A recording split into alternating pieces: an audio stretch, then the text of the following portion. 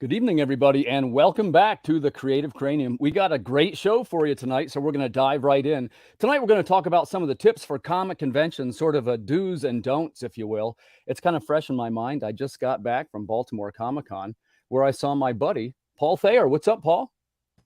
What is going on? Happy to be back on. Yeah, man, it's good to see you. I had a terrific time in Baltimore. How'd you guys do? We did really well. It was a great time. It was great connecting with the community, and it was also great, meeting new people that are interested in comic books and broadening their horizons with some project analysis. Sure, man. And hey, Victor, what's up, man? Good to see you. And Paul, I want to tell you too, man, you're good at networking, and we're going to talk a little bit about that tonight. And I always want to learn a lot about, selling at conventions and different types of merch too. And I got two of my favorite people who will be referred to as Scream Punk and Top Billing. That's right. That's our names coined by Pops, and I think we're gonna get that embroidered on something someday. So I don't know. Well, welcome back. It's been a while. It's been a while for you guys. I think it's probably been 6 months since you've been on the show. Yeah, I think it's been a bit. It's definitely been a while since we're on it at the same time. Yeah, for sure. Yeah. And yes, from the same place. And did I understand correctly? You guys are at the convention right now. We just set up for Ocala Comic Con today. We have a big booth set up there, and got that thing. So it took about 4 hours, and then we got to go back for the show the next 2 days. But we have the Kickstarter campaign ends on this coming Thursday, and so you got to fit the shows in when you can, and that's why we're here now. Gotcha. It's great to see you guys, and I can't wait to talk about your new project. It's over on Kickstarter right now. That's I Am Keto. That is correct. Yep. That is correct. All right, cool, man. Cool. I'm going to grab a link for that, and we'll have that on display pretty shortly. I just got back from Baltimore, as you guys know, and I want to ask you a couple of questions. I'm always trying to find the bang for my buck in the convention table. Here's where I'm going with this, guys. 2 years ago, I started upgrading I'm in what they call an artist alley, which is what most of us typically are. For viewers, most conventions are kind of divided into two parts. You have what they call an artist alley, and you have what they call an exhibitor. Exhibitor tends to be things like bigger names or publishers. And speaking for probably most of us in this room, we're trying to cross that line, right? Get over into the exhibitor area. So there's a couple of ways to do this. The first thing I'd want to ask you guys, I stepped away from a single table and I do a double table, right? Matt and I were on the show the other night and we talked about a visually arresting statement. First off, what do you think of that idea? Here's why I say this. Remember, that's twice as much for everything. I pay retail for my table. Do you think it's worth it to have a double? Let me ask the question a different way. Do you think you'd get enough sales where it would be worth it to pay for the double table? Paul, you go first. Me personally, I'm a single-handed person. Me and my wife, run that table. So no matter where it is, one table works well. I am crossing that difference at New York Comic Con. I will have an exhibitor booth. Nice. So it's going to be a little different. Okay, so that'll be my first experience for that. But as a one-man team, you want to keep it as tight as possible. If I'm over here and there's people over there, it can be a little overwhelming. I know for me, it would be a lot to take on at once. Right. And you got to have a little staff probably if you do that, right? The exhibitor booth it's kind of made for four. You don't have to have four people, but it's kind of, you usually get 4 chairs with it, put it that way. But hold on, let's dive in real quick. So you pulled the trigger, right? So you did the exhibitor at New York. Yeah, so it's an exhibitor booth. I don't know if it's categorized as small press because I paid a hefty number on that one. Gotcha. And you paid a lot of money for that. Yeah, and let's get something up front. Guys, on the show, we talk about all different things and we try to talk about cost of shipping. If I ask you questions and you're not comfortable talking about the numbers of things, that's cool. You don't have to say. I get it, right? But also, I'm curious. Paul, do you mind disclosing what the exhibitor table at New York Comic Con was like? For me, I paid $1,600. All right. Okay, that's actually not bad. I guessed $1,500. So let me ask you this: are you splitting it, or are you doing? It's you and your wife doing the big spot?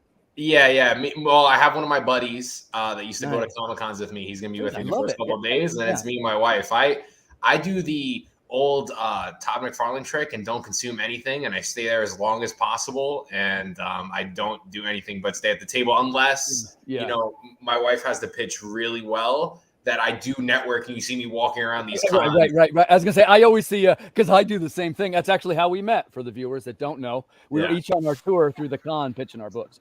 Hey, let's jump over to Matt. So Matt, you guys have a great convention presence. The first question for you is, how many conventions do you do a year now? And give a shout out to where you are this weekend. So normally, we've actually done up to like 30 shows in a year. But when I say shows, a show for us could be a comic book store signing. A show could be 3 days at a big show or 4 days at a big show. We don't differentiate when we're counting. This year, I think it's only going to be 15 or 16 for a bunch of different reasons. But we're going to be at Ocala Comic Con, which is held at the World Equestrian Center in Ocala, Florida tomorrow, which is a huge venue. It's a really cool venue. So our big thing is whatever size space you have, utilize whatever you can to make that space be as impressive as possible. I think especially nowadays with the competition for eyeballs and entertainment, the days of just throwing a sheet down on a table and throwing a couple of comics on there and that's it. You can't expect that's going to do you anything. When you see our setup, we've learned you've got to get a back wall and you've got to have your banners up as high as you can. I think our back banner is probably 12 feet in the air. We have a full setup around it. And we even look at that setup that we have because it's in a big warehouse style building. We still don't even think that it's enough because like I just did a show personally at the beginning of August, and no matter how big our setup was, we were dwarfed by some of the other ones around us, and it just made it where it was more difficult for the normal congoer to even recognize we were even there. But yeah, so we definitely feel like, you know, whether you have a single table or you got a double, or like we've got a corner booth because we are considered, I don't know if they have us as publishers because of the amount of titles that we do for ourselves, but we definitely have like a guest spot at the show, so we have a little more room than you normally would. Hold that thought, because that's the next question, because actually all of us in this room are actually publishers too. But let's move over to Steph, because I want to have Matt said something, and maybe you could expand on it, because I think, man, you guys have a terrific retail display. I talk to Matt all the time and try and steal his ideas. But when he says, hey, to try and be more engaging, what specifically, Steph, is he talking about? You want to stand out amongst the sea of your peers, because they are your peers and we're all rooting for one another. But if you're at a comic convention and there are 50 other indie creators there, and you are a guest. What I mean by guest is, somebody who actually paid to go in and buy stuff. You're not there, selling your wares. You're walking around the convention floor. That's all going to look the same. You want to be able to have something that stands out a little bit and makes you noticeable, and that doesn't even necessarily need to be your booth. It does, because like Matt said, you can't just throw a tablecloth down and throw a bunch of comics on it and expect to do gangbusters. But it needs to be your presence. For us, everybody that sees us at conventions knows we dress crazy, we dress wild, we try to match. We get matching outfits and shirts, and it's just kind of our personalities.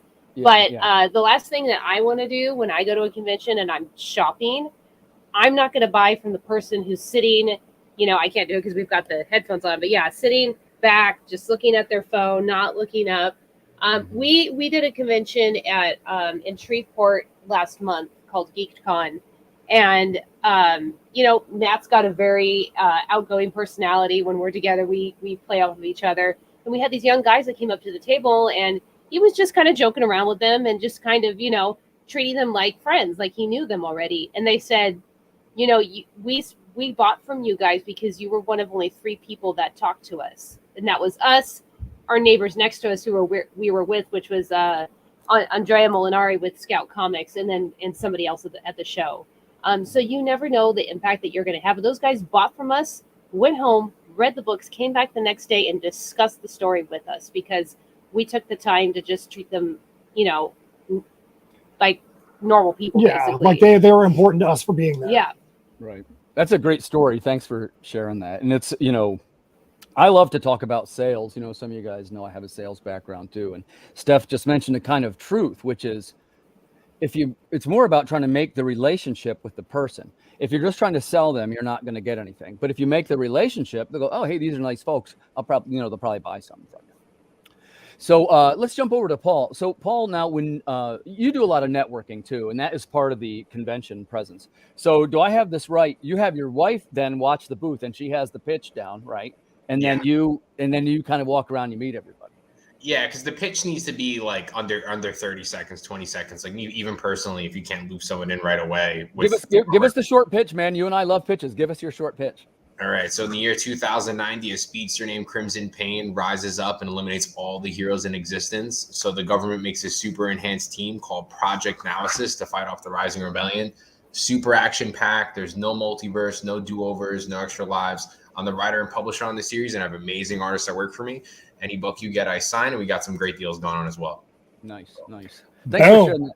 Yeah, boom, right? Yeah, man, we talk about this. Paul and I know each other. I love a short pitch. You know, we get into some of these groups, and I know I see Matt in here all the time saying the same thing. And people sort of, I guess when we're writers, we like to fill the air with words. And look, I do it too, but I've had enough people say to me, hey, boil it down. You know, I say now, you know, I'm trying to do 11 seconds or less. It's, you know, if you can do it in 11 seconds, you got something, right? So yours is pretty good, Paul.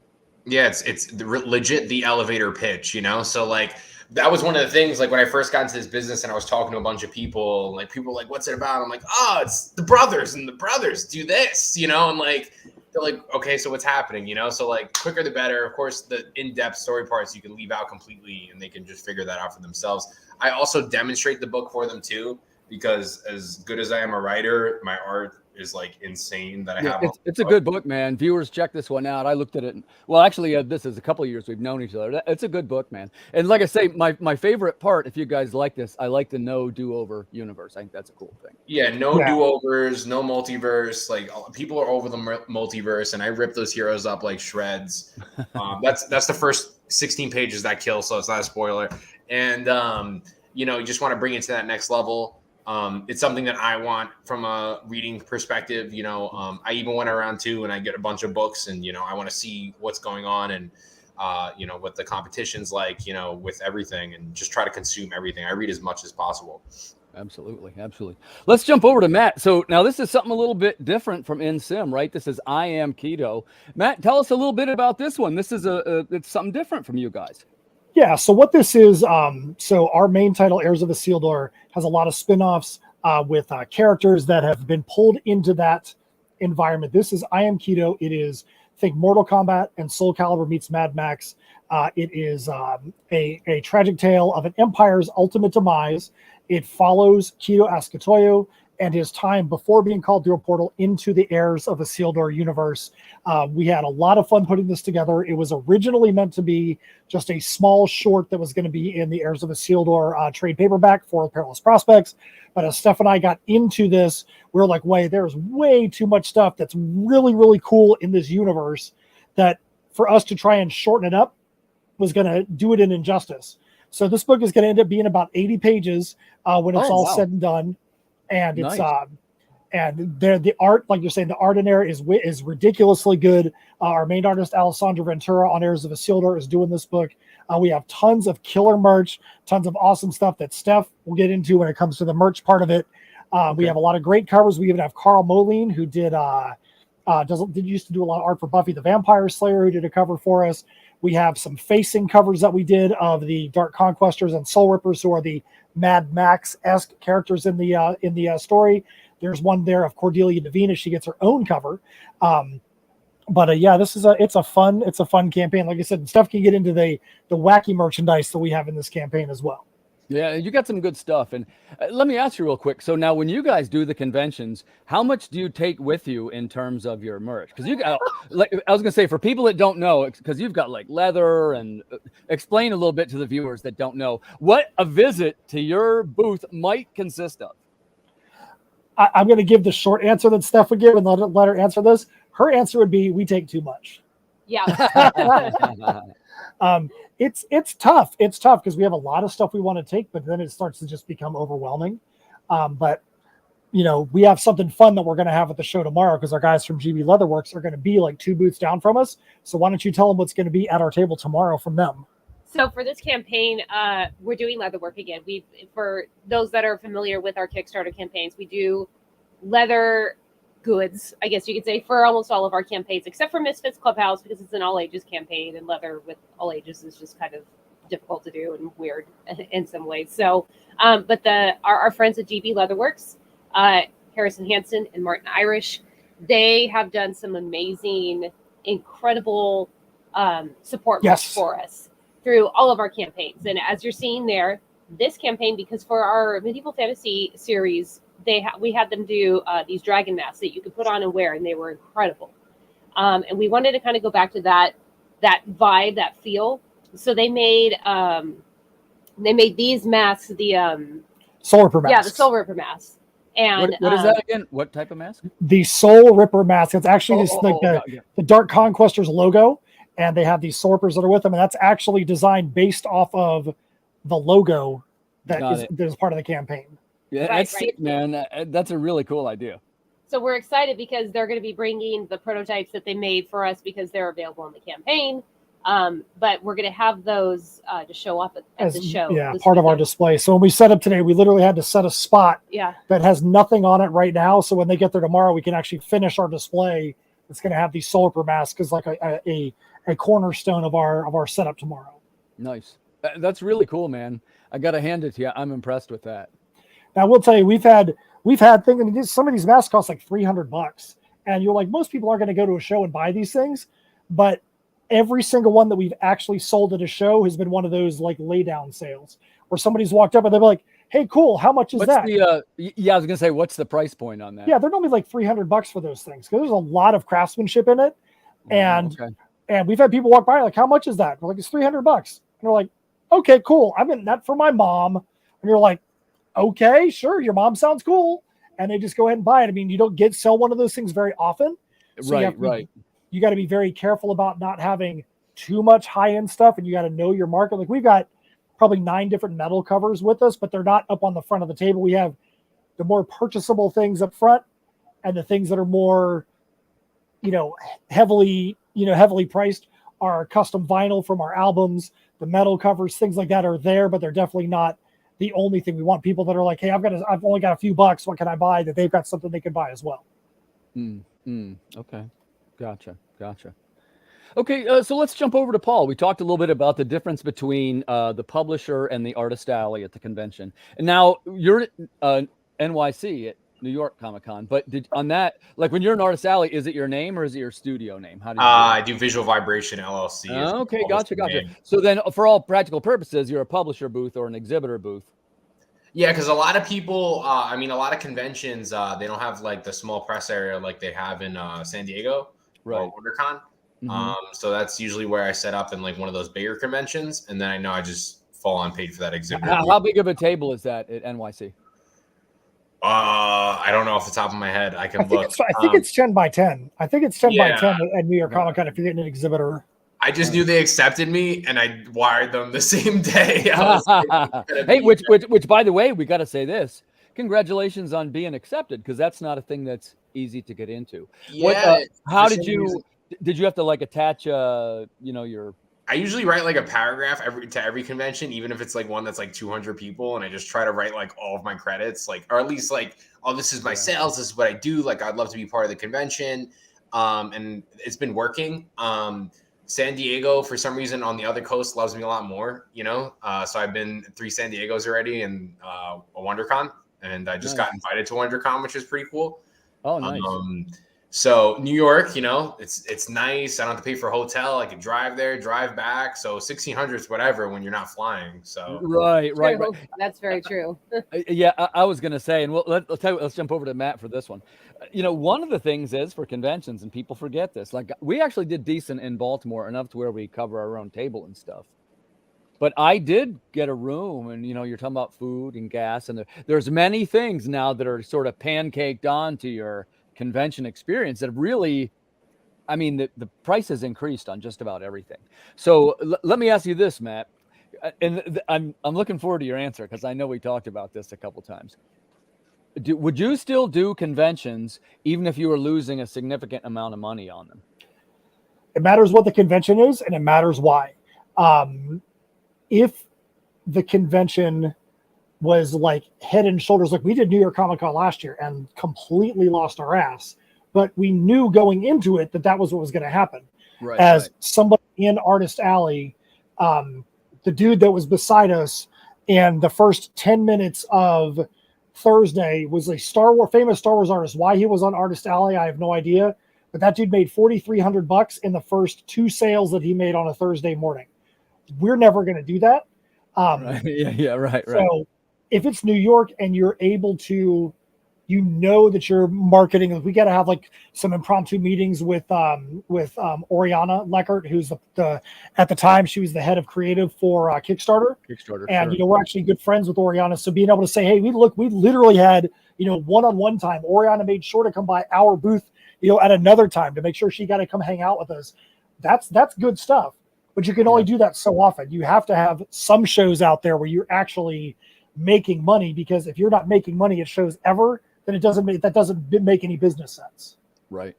So, Steph, when you guys do it then, so first of all, it's under InSim Creations, right? Is that how you do it? Symmetry Creations, yep. Okay. And so you guys are fully in publisher exhibitor then? Well, no, there's times they'll bring us in. Like last year, they, for whatever reason, they accepted me under my name. Because for Artist Alley at New York, you have to go in as an individual. So what we did was I applied, Steph applied, and we had one of our friends who is way more published than we are that also applied. We're like, oh, we'll just all apply, and they're not going to accept us. And it was weird because Steph and the other person got their rejections back, and then mine came back in like an hour later that I was accepted. But both Steph and I, we basically filled out identical applications, and we said, if you accept us, the other person on this is going to be who's going to be with us at the table, because Steph and I set up as our LLC, as in Symmetry Creations. So it's not going to be a booth under Matt's name or a booth under Steph's name. If you accept either one of us, it's going to be in Sim. So it all depends on what the show is and why. Like, for instance, I'm doing a Beer City Comic Con in Asheville, North Carolina, with the guys from Scout Comics in 2 weeks. And I am there as a creator that's got a title on Scout under my name, even though InSim's going to have some setup there. They have me listed on the website as Matt Knowles, but we try whenever we can to be listed as InSim. The creators of InSim are Matt Knowles and Steph Cannon. Whenever we can, just whatever works for what the venue is. Gotcha. Okay, that's pretty cool. Well, and so you said that's 30 shows a year roughly that you do? Yeah, but like I said, that a lot of times, like last year when we did four comic store signings in 4 days, so that was 4, and so that even if it's a local comic store signing, that's still the same thing to us as going to New York, so it still counts as 2. Did you fly to any of the shows? Oh yeah. Well, Matt's in Florida. I'm in California, so I do some of the California shows. I've done WonderCon. I've done San Diego. But it's interesting. Florida is a hotbed for conventions. So there are more conventions. It's so weird. I'm in Central California and I'm like, oh, there's a Comic-Con this weekend, and it's 40 miles from me. I didn't hear anything about it. They're just not as heavily advertised. It's not as prevalent. And I don't think anywhere is other than Florida. Florida has a lot of creators, and there's shows. I mean, we're doing Ocala Comic Con this week, and there's like 3 other shows. There's 3 other major shows in like this weekend. A 2-hour drive radius from us. So I'm constantly flying in. Every 6 to 8 weeks, usually I'm flying to Florida. Or if we're doing a southeastern show, I'll fly to Florida and we'll drive there. It's rare that Matt flies. He flew to GeekCon. We flew to New York, obviously. But it's usually me flying and us driving to wherever but those are the shows, like you're saying, those are the ones that we know that the profit margin is going to be turned upside down, and we're doing it for the promotional side of it, or because there's a raised profile. Like I do a lot of panel hosting and emceeing, so like at GeekCon, we hosted their cosplay contest. Beer City will be hosting their cosplay contest. At Spookala in 3 weeks from now, be the entire weekend MC doing all their panels, all their guest interviews, their cosplay contest. So we try to make sure we've got other things that we can offer the show, so that way the profile can be raised, and it's not just an artist, a 6 foot artist alley table. It's, hey, that's the guy that's on stage that just did that panel interview. Right. He was pretty cool. Let's go back over there. Hey, it's Steph. That's right. She just had an article in Fangoria, or she just had an article in Creepy Kingdom. Let's make sure we go and go and say hey to her. Sure. Steph, give your articles a shout out real quick. I like them. Yeah. So in addition to what we do at InSim, I am a film critic. I'm a columnist, and I typically stay in the horror realm or the geek culture realm. So the biggest one that I do is for Fangoria. I write for them as often as I can. I love it. They're amazing there. I also write for Creepy Kingdom, for Horror Geek Life and Horror Buzz. I tend to do film reviews mostly for Horror Buzz, and they tend to be indie films a lot of times. But yeah, I'm just kind of going through a cycle of writing for those. I did journalism in high school, and I always wanted to be a journalist. So this is kind of my way to feed that little hunger sometimes. Yeah, that's cool. I'm glad that's going so well. Yeah. So Paul, let's circle back to Baltimore, right? Like we talked about this artist alley versus publisher. So I'm thinking of next year. This is where my head's at, right? Hear me out and tell me what you think of this. So I'm thinking, okay, I'm $600 in for this double table plus some expenses, blah, blah, blah. To go to an exhibitor table is $1,100. I could split it with somebody, and then I'd be right, because there's something I noticed about the exhibitors. Because it's funny, it's going to seem like I was name dropping, but it's not that. I got lucky through a weird sequence of events. I was at the Ringo Awards this year, and I was really watching too, because I'm trying to, you can tell I'm always trying to learn the ropes, right? So I'm watching these guys that are coming out of the exhibitor tables, and they are, of course, having dinners and lunches with a lot of the titans of comics, right? Your Walt Simonson, Louise Simonson, Howard Chaykin, that because they're all sitting right next to each other the whole time. The same way that, how do I want to say this? All of us in this room, we try to be very uplifting to the other creators, right? It's something that we kind of try and do because the rising tide lifts all boats. Yep. And then my sense is eventually you get to a certain level and you sort of you sort of launch into the full-on publisher arena, right? And like I say, that's not quite something that I'm financially ready to pull the trigger on, but I bet you I could split one. Would you want to split one next year, Paul? We can definitely discuss it. All right, man. Give that some thought, or maybe you'll do it anyway. Yeah, I did really, really well in my spot, very, very good. I know I can knock one of those out of the park, but it's just like I like being in that area. I think like I've been in cons where I could be like in a wall, and I could be in like, if you saw my zone, it wasn't like I had some guy speaking about, like you guys were saying, like put the higher stuff. This guy had like high stuff on my sides. I was like, shit, dude, like what am I like? I'm kind of like blocked off and selling like buttons, and I'm like, yeah, my comic books. I definitely would be interested in doing that once I have more titles and stuff. Because actually, like right now, like with the 6 books I have and now a trade paperback, it's maxed out. There's no other room unless I start stacking like sideways. Do you do any kind of shirts or anything like that? So the only time I ever did shirts and sweatshirts was Terrificon, because I had 1 book. Me personally, and I had posters. They had all the posters and all that stuff. And posters do well. I did a poster thing with Kyle Penchcock. He was one of my artists on episode 1. He did great with posters, but his posters are like Spider-Man, Batman, all those guys. It's the Savage group that they were doing. But personally, I just stick to my books. I want to sell the books. I want to sell as much of it as possible. Me selling my books gets me work, and when I can sell that book, like the poster can go anywhere. It can crumple up and go move around. One of my trades, moving one of those, I sell them. I sell them for $50. Oh, so, wow. 50? How many pages is your book? You said it faster than me. How many? 120. Oh, wow. So 120, and at Baltimore, I sold about 42. So wow. Yeah, so I was pushing those hefty ones, and then I try to sell with it. This is my other series, but there's only single issues, and it's Omega 2090. Well, all my single issues I sell for $10.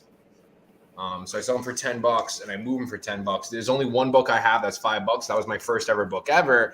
And speaking about like the margins presence, you know, that you have to make, like if I only sold $5 or $3 books, I wouldn't be able to cut that. Yep. Right. Exactly.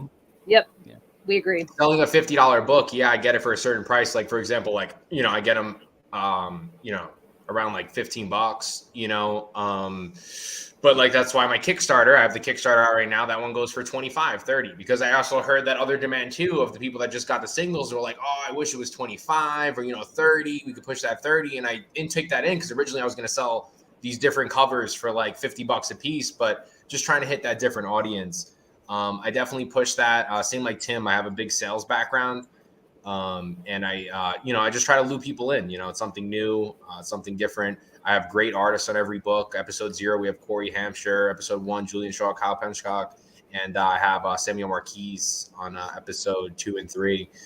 And then we have great colorists. Brian Valenza, he does like everything in Marvel. And then he got booked out to the max. And then I have Prasad Rao, who's like a good buddy of mine. And I got him work too on this new series I'm working on that I can't talk about yet, that I signed a bunch of agreements for. That was my first time signing those NDAs.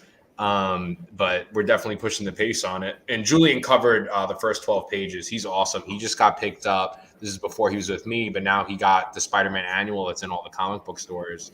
And he got Moon Girl, which is awesome. He does some great work. He did actually the cover A for the Kickstarter that we have out.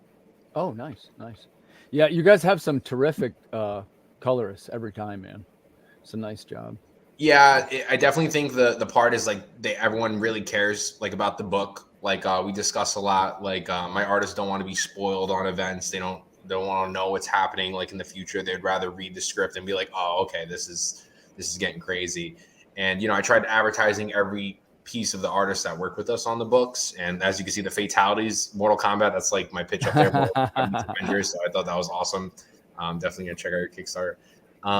And yeah, just blasting their face, you know, trying to bring it to the next level. Cause I love that in books. You know, I was reading some books and, you know, like, it's always like they cut the corner right when they're about to punch him in the face or something. You know, we got to see that awesomeness like that right there. The lockup between Omega and Vantage that was done by Julian Shaw.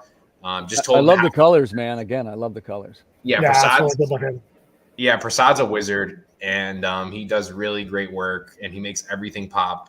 And he did the next one too. I would show that one too. That's our cover B. I love this one.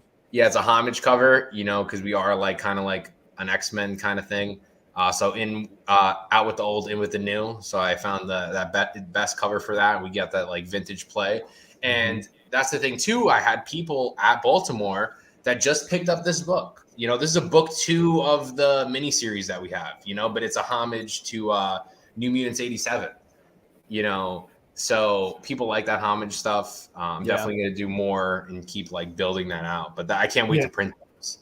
Like, it's just a different margin. Like, I already technically had this book, and that's why I'm happy it's doing so well so far. Like, I was selling all these at San Diego and Terrificon and Baltimore, and you know, people are still ordering them, and some people ordering them that already purchased them already. I think your comment about homage covers, there's a lot of merit to that. Your homage covers go along with what your story is. Like you said, you have homages to X-Men and things like that. To me, it's like, I find it silly when you've got like a drama and they've got like a Spider-Man homage cover and you're like, dude, that's literally just, you know, just trying to get the money play off of it. We've done different homages and we did, like, I'm a huge Garbage Pail Kid collector. Like, I love Garbage Pail Kids. Still get every Garbage Pail Kid I've ever owned. And we had Walter Ostley do a set of three of our characters based on Atom Bomb. And so it's 3 of our characters in that Atom Bomb, that you know, historic Atom Bomb. Then we did a Metalocalypse homage cover, which I've always been a fan of Metalocalypse, so I think it's great that they're back on tour right now. And the new movie out. And then on the most recent Heirs of Isildur, The Perilous Prospects, we did a Stranger Things 4 homage because it was very similar in mode to what was happening in our story, and it just felt it was just right. So to me, as long as the homages make sense with what the title is, that's what really brings that homage to the next level. Yeah, the guys in the blue, they're not retired. Crimson Pain decapitates these guys, and then these are the new heroes they got to like kill and beat this guy's ass.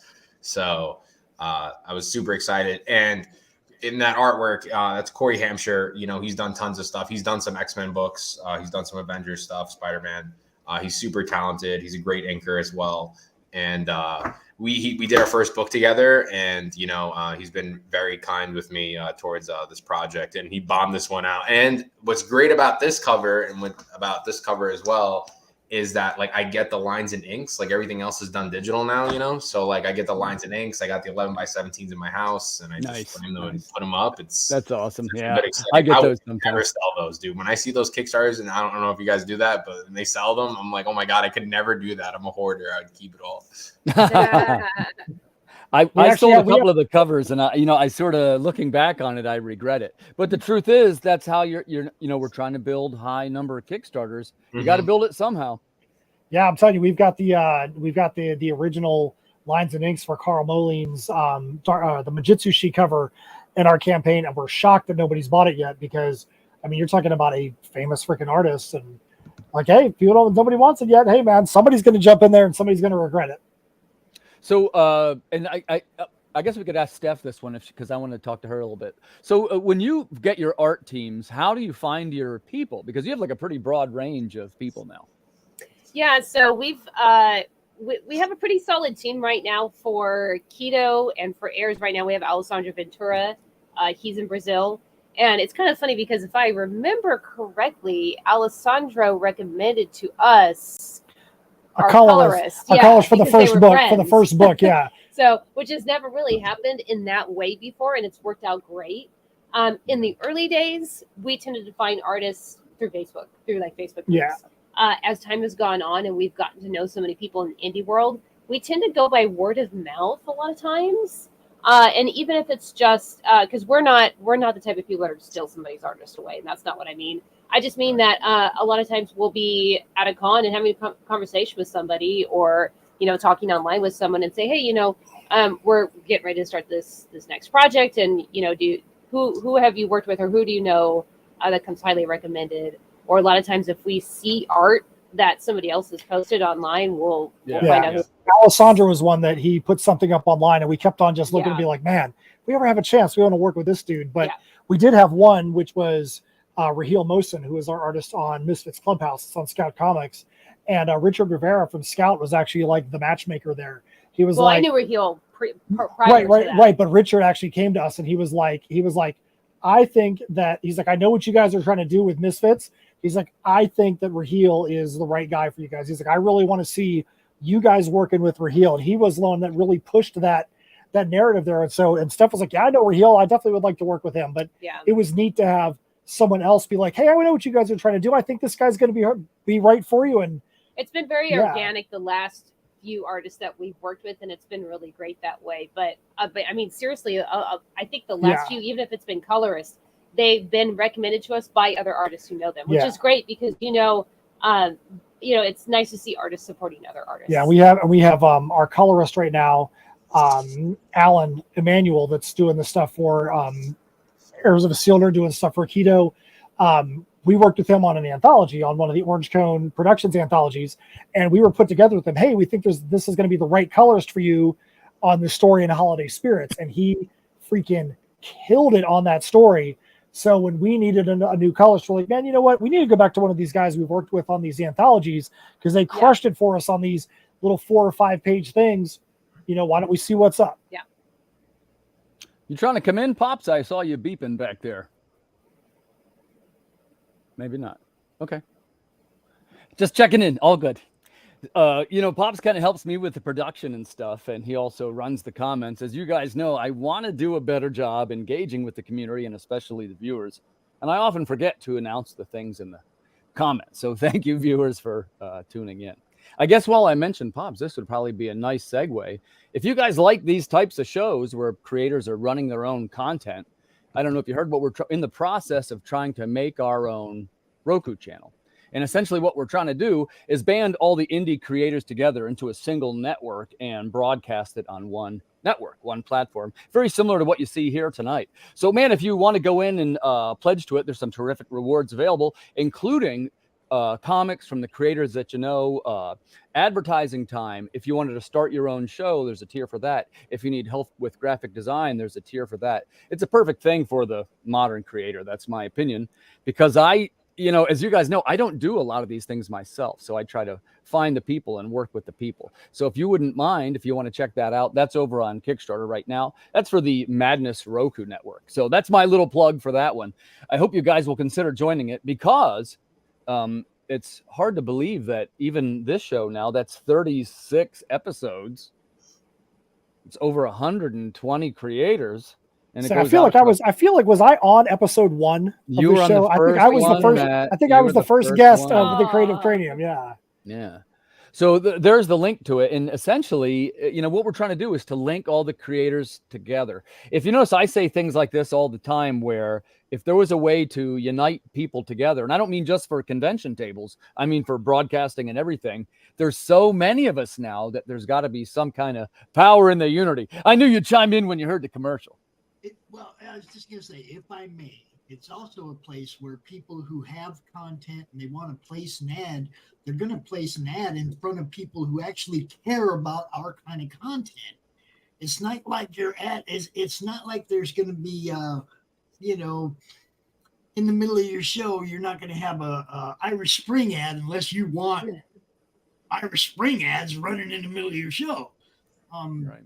We're trying to give the content creator complete control of their show. If you don't want ads running during the show on the Roku channel, Roku will play their 2 mandatory ads at the beginning of your show, in which you get 50% of that ad revenue for. And then you don't have to play no more ads in your show if you don't want to. Or you can play some at the end. Or you can have your own in-show sponsors that you make the money off, don't have nothing to do with me. I'm going to back it too, but I'll tell you why, because I'm the type of person that uses that product. I'm going to start advertising in the other creators' shows, and also I'm going to advertise in the other creators' books. And by the way, that's something I'm going to offer now too. It's going to be in my next Kickstarter. So if you want to be in, like I say, unbelievably, these books really got some reach now. So advertising is good. I'd recommend starting with the Roku channel.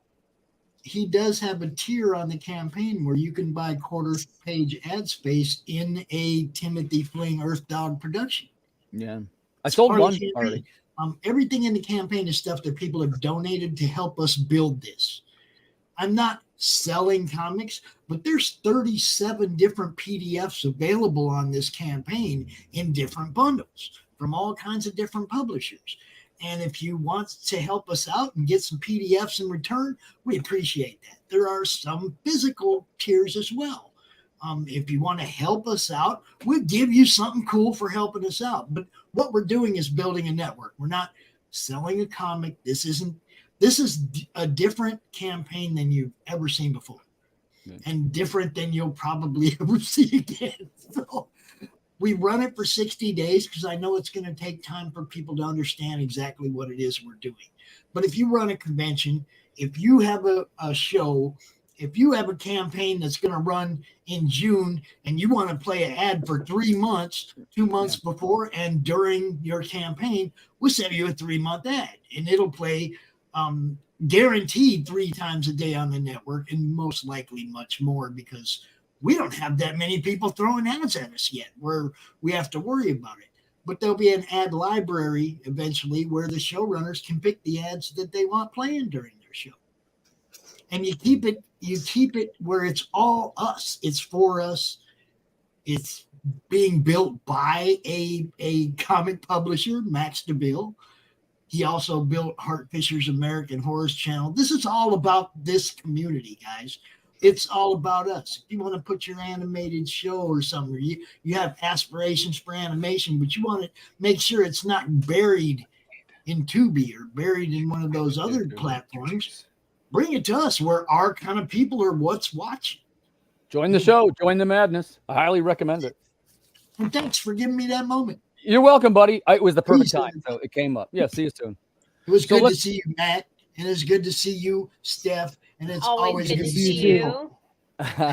You bet, Pops. Good to see you, buddy. So yeah, thanks for letting me have a quick shout out there, guys. So I wanted to jump back to, let's do a call to action because we're almost to our time. So Paul, you know, I'm a fan of your universe and I think your books look terrific. The first thing I want to tell you, full disclosure, Matt already knows this. I ask a lot of questions and I watch what people are doing because I often try and copy it if it's successful. So I will tell you that I'm watching your trade paperback launch because I'm doing a stealth pre-launch on my, it's going to be a 140-page Water Wars book, the new one. Yeah. But, I want to do all the crazy upgrades, right? So I want to see how Paul does with this because I think it's a similar page count, a little bit similar audience. So, before we start going into our wrap-up things, what do you think is first of all, what do you think the Kickstarter will go to? What do you think the top number is? So the episode 3 did 4,500. Okay. So I'm hoping that we reach that. I did sell already over like 150 copies of these trades already, through my store and doing some cons. Yeah. So I'm hoping these people come back, but Kickstarter, I'm looking for that new audience, finding new readers, to back these books and support it. But it's something new. You don't have to read 10 years of back lore. A lot of my books have a good intro to it, so you know right where you are in the world, and you just dive right in. It's super action packed. What kind of things you got for your stretch goals? If you scroll all the way down, they are there. I'm coming. Tell us a little bit about it. So yeah, some of the stretch goals right now, we're going back to that trading card. I do have the trading card upstairs, so I don't have it. I actually just wrote it up. Yep, up. Yeah, right there, down. No, that's up, down. There you go, stretch goals. See right above community, there's stretch goals. Oh, okay, gotcha. I was looking for an image. Yeah, no image. I feel gotcha. like I dumped a lot of money doing all those images and stuff, and getting all that stuff made, and it's like the same outcome. So we do have an indie digital comic pack that's 100 backers. You get 3 PDFs. We're actually probably up to like 5 right now, but I'm waiting for that. The 200 backers, if we get there, Crimson Paint trading card, 5K, we got a mini print, and 10K, we got a trading card pack. The trading cards do very well. We had one of those blast off on one of our previous campaigns that you had to hit 4,000 for. So I know people like it, and we do make them, and then we do sell them at the cons as well. So we hit these goals. I'm down to do higher tiers after that. Usually my backers, at least for my last 2, are all over 110. So we're looking to strive for that and go forward. Testing the waters with the trade paperback. A lot of people do have it already. So it's just like, hey, do you want the trade? I'm watching. Hey, and I'll tell you, Paul, I was nervous about that. So what I did in mine, I put in, it's going to have like 9 and 9. It's like 18 new pages of material. It's not a full issue's worth of material. It wasn't enough. It's 4 issues and there wasn't enough for number 5. But I had one short story in somebody else's book. This is Travis Gibbs. I had one in his book. And then I had one in Russell Nolte's book. And I'm like, hey, man, if I ever make an anthology, I'll put them all together. And I even have like a version that was rejected by an editor for being too sexy. We had a Lovecraftian goddess who was she was kind of bodacious. Like she comes out of the fire and she's not wearing a bra or anything. Well, that would be really weird if she was coming out of the fire with a bra. Be like, what is that thing made of? I'm making a joke a little bit, but the editor wrote to me and she said, it was Kristen Kerner-Simon, who's at IDW now. So my first time working with an editor, I had a pretty good one, apparently. But she said, can you make her like wearing she was very cool as an editor and very gentle with what she said. But she was like, well, can you make her wearing a bra, or the flames could be a little higher, or maybe there's a sound effect, because this is going to be a kid's book. And she's pretty, that's a lot of anatomy right there. So we did it. But of course I saved all the original pages. So now I'm going to be pitching that as the banned version. Yeah. It was kind of like that. Yeah. Kind of like that. Yeah. What were you going to say? Well, I was going to say, so that was my first time working with an editor, but I in my book, I wanted to make sure I had new material because I was nervous about the people buying 1 through 4 if they wouldn't come back. So I guess my question to you is, how are you enticing those people to come back? The cards? Well, so realistically, it is a new read in a sense. Episode 0 is completely remastered. Episode 0 was lettered by a different letterer. The bubbles were a little different. Right. We remastered that with the letter that's on all my books now. He does a lot of the sizing and the pre-production on everything. Pete Carlson, he's absolutely amazing. And we have that. So episode 0 is remastered. We got some awesome new little words and new bubbles on some pages that I left blank, things like that. Episode 1, we tuned some things up. And the big thing too is sometimes I end with a big splash page and it just says episode 2, get your episode 2 next, or episode 3 coming soon. I changed it that there's actually dialogue on those pages too, that it just loops into the next part. So you basically get a full book. And of course there's covers in between, but there's all dialogue on all those pages. Nice. We'll definitely recommend viewers check that one out. Let's jump over to Matt before we run out of time. I want to hear more about I Am Keto. Matt, if you could just real quick run us through this and tell us what kind of customer will love this book. Man, we think that anybody first that likes the kind of style that Steph and I write, where we really want to give you a universe you want to escape into and characters you can relate to. It doesn't matter what the environment is that's there, whether it is a steampunk environment, a medieval environment, fictional Far East. We feel like you're going to be able to look at those characters and you're going to be able to put yourself in the situations that they are in and be like, damn, even though this is happening in, the Far East, I've been through some of the same things that these characters have been through. It may not be at the level of dealing with these, these supernatural Mad Max type characters, but you've been through stuff that's going to be similar to what these characters are going through. If you're somebody that wants to be able to get a full arc, this is 80 pages. It's the entire arc, even though it connects into Heirs of Isildur, even though you're going to be able to see where that Lego connection point is between the two titles. You're going to be able to get this book and you're going to be able to say that I've read all of Kido Ascatoya's story in the Yamaran Empire. I have that whole thing and feel like you're getting full value entertainment. If you're someone that likes to have collectability, you feel like we've got great covers and the support merch. So we have shirts. We're known for our socks. Our 5th different pair of socks is in this campaign. We just crossed our backer count stretch goal. We do backer count and dollar amount stretch goals. We just crossed our first backer count stretch goal at 90. We're obviously 10 backers away from the backer at 100. Both of those are PDFs. Our stretch goal at 5,000 is only $296 away. There's going to be 2 trading cards there, but also we just announced, we've been telling people there's something called Music to Your Ears.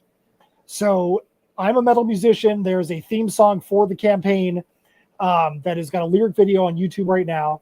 And it's pretty intense symphonic metal, but Music to Your Ears at that $5,000 level, everybody's also going to get the symphonic version of that, meaning we've removed all the drums, guitars, bass, and vocals.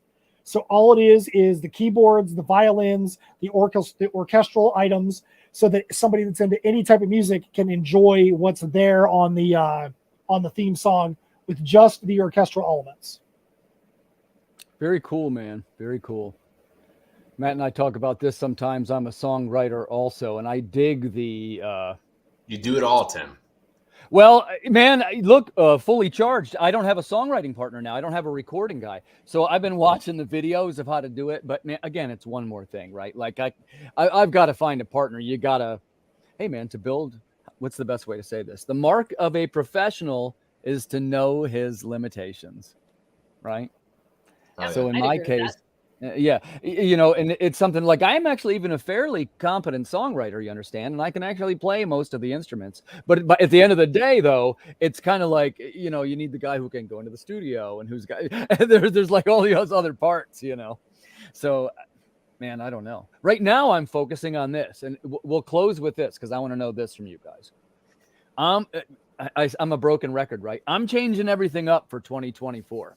Especially about conventions. What I need to try and do is I've just started to basically be invited to a couple of smaller conventions.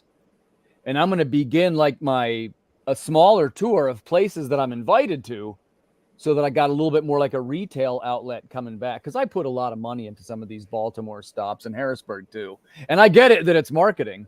But, it's one of the things I want to open up the guest avenue.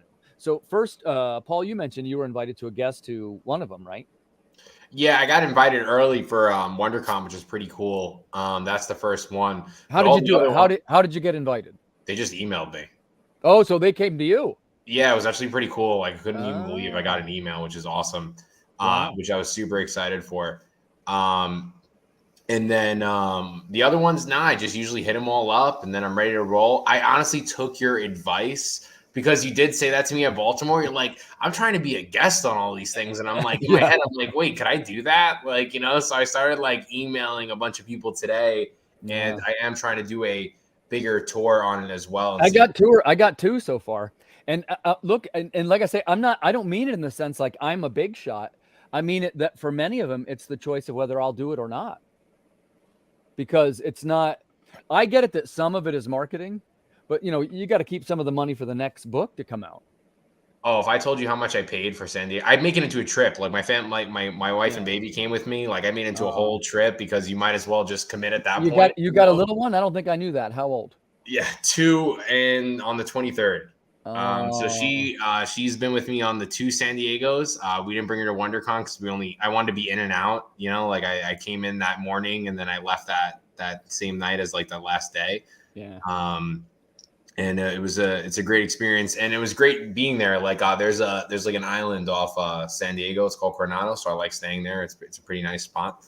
Nice. And they have a vacation and I work for the whole period of time and try to maximize. That's great. That's great. So let's jump over to Matt for the last question. We talked a little bit about, how to get invited as a guest. And one of the things that Matt and Steph both do very well is you guys do panels and moderating, stuff like that. Not always, a couple of times I've asked to do some moderating. I'm a fairly effective speaker, but I can never really seem to close the deal. So Matt and Steph, what's another way that a creator could increase their value to a convention and possibly become a guest?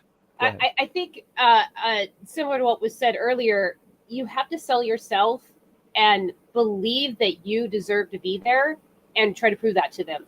So you want to mention, and Matt and I have perfected this and it's not even really spinning the truth. You just try to take what you do and make it sound like the best thing possible. So we always say, so instead of like, I could say, and this is one thing that Matt always mentions, I could say, yeah, I'm an article writer, like I mentioned earlier. Matt will say, Steph has over 80 credits to her name for these websites and this, that, just adding those little tidbits in to make it sound legitimate. And once you've been a guest at one show, it's a lot easier to start to get more. And we try to make sure that we say, we guests at this show, these are the panels that we've been on, and we name the bigger conventions first. Like I've been on panels at San Diego Comic-Con, so we mentioned those first, even though that was years ago, because they don't need to know that. Well, and the thing I think too is, you ever watch those? There was a show that was on before. I don't even remember what the show was, but it was, there was a guy that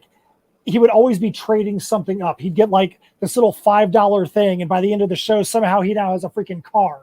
Right. Yeah. He was able to find the value in the thing that he had and trade it up to the next thing. And Steph and I were just talking about this today. It's how can you take the things that you've already done right now and package them up in a way that looks good to the next person? Like, I know this is going to sound crazy, but for me, I wouldn't be doing panel hosting and emceeing at shows if I didn't ever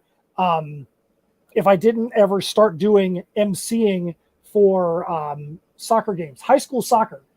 Did high school soccer, that turned into doing semi-pro soccer, that turned into doing professional soccer games, that turned into, hey, because I've got a professional credit, I was able to start doing some small stuff at a show, that turned into doing panels, that turned into doing this. And it kind of all just built and built and built and built. I got a quick question. So for other people too, like when you apply, there's usually like you check off, you could check off San Diego, you could check off New York, like which ones you go. Do you send an email out or you fill it out in the box that exactly what you said?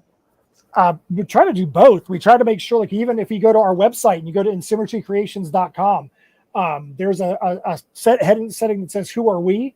There's a tab for me, there's a tab for Steph, and then there's a tab for Steph's articles, and literally every article she's ever done is linked right there. There's a tab for panel hosting and emceeing, and there's pictures of panels where interviewing the whole cast from It, or interviewing people from What We Do in the Shadows, whatever it may be. So there's pictures, or like doing Los Angeles Comic-Con and doing the Glow Gorgeous Ladies of Wrestling panel at their request, hosting their panel, making sure that those things are up there so people want to see that we're not just BSing. hey, look, here's literally a picture of us at LA doing a panel. Nice. Another thing to do is look and see what panels are happening at that show and see if it's somebody that's running the panel, somebody you know. Hey, man, if you need somebody else to jump on that panel, I'm more than happy to jump on it because I feel like I've got knowledge that could help you out.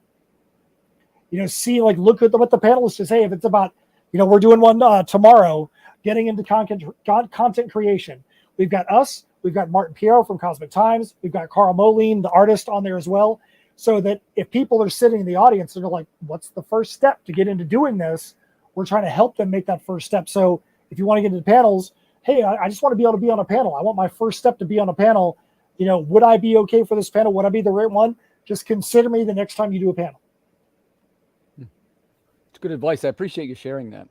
So before we go, let's do one last call to action. We're here tonight promoting 2 projects. The first one, we've been talking about project analysis. This is one of my personal favorites, something that we've been talking about for, how long? We've known each other, 2 years, Paul? Maybe a year and a half, something like that. Yeah, I would honestly say like right around a year, because we met at Baltimore, the last Baltimore Comic Con, and we've been buds ever since.